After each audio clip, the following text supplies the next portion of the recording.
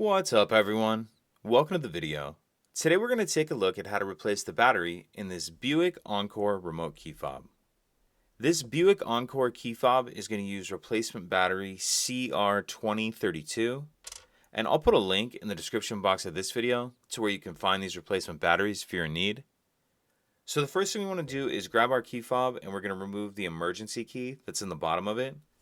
That's done by pressing this little silver button on the back that my thumb's on, and the emergency key will slide out like that.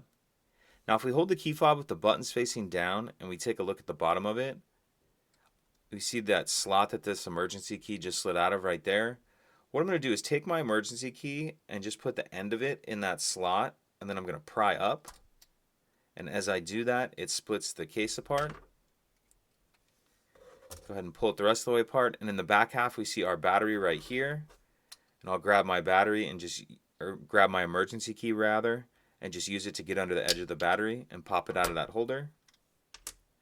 Then I'll grab my new replacement battery, and you want to make sure that you're installing your new battery with the plus side down like that. Go ahead and snap that down into its holder. Then we'll snap the two halves of the case back together. What I like to do is line the notch up in the back half with that silver button like that, and snap it back together. Slide our emergency key back in, and that's it.